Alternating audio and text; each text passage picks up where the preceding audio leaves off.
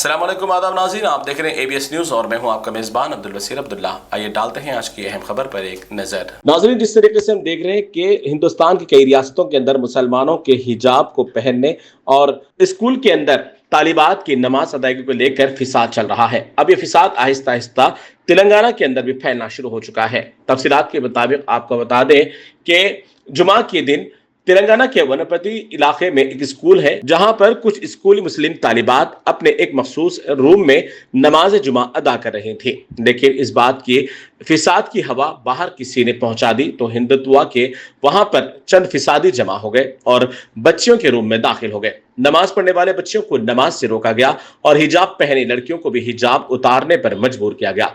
कुछ लड़कियों ने तो हिजाब उतार दिया, लेकिन कुछ लड़कियों ने मना किया और हिम्मत से उनका मुकाबला करते हुए उन्हें जवाब दिया। बादजा इस मामले के अंदर जैसे ही हिंदुत्वा के कुछ भक्त वहां पर पहुंचे तो स्कूल इंतजामिया भी खामोश पर बैठा हुआ था। स्कूल इंतजामिया की खामोश तमाशाई की वजह से वहां पर मुस्लिम लड़कियों को कोई सपोर्ट नहीं मिला। बादजा तमाम हिंदुत्वा के अंधे गोबर भक्तों ने मुस्लिम तालिबात को वहां पर नमाज पढ़ने की इजाजत नहीं देना और हिजाब से मना करने के लिए प्रिंसिपल पर दबाव बनाया है।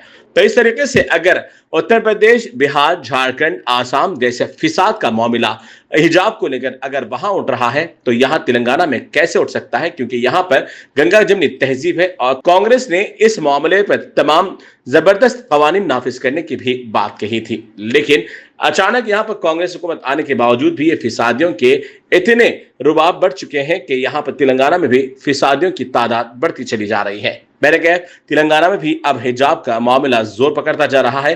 कांग्रेस हुकूमत से गुजारिश है कि इस मामलों को फौरन दफा दफा करे और जो रूल्स चल रहे हैं उसी रूल्स पर कायम रहने के लिए जरूरी इक़दाम अंजाम दे।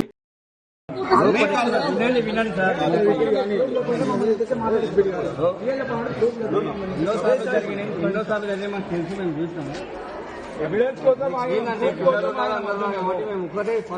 లాస్ట్ అండ్ ఫస్ట్ వార్నింగ్ అయితే కాదు, ఒకటే చెప్తున్నా. ఒకసారి చూస్తే మాత్రం స్కూల్ ఉండదు. ఫ్రైడే రోజు కూడా ఫుట్బాల్ వేసుకొని వస్తే మీరు అలౌ చేస్తున్నారు. అదే ఫ్రైడే రోజు సిలిండర్ వేసుకొని వస్తే మా వాళ్ళని బయట నిలబెడుతున్నారు.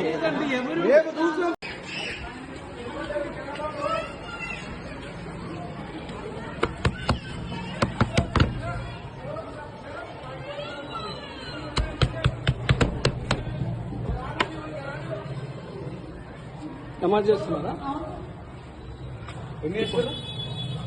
ఎవరు పర్మిషన్ ఇచ్చారు? నమాజ్ ఎవరు పర్మిషన్ ఇచ్చారు? ప్రియా మేడం ఇచ్చిందా? నమాజ్ చేయమని ఎవరు చెప్పారు?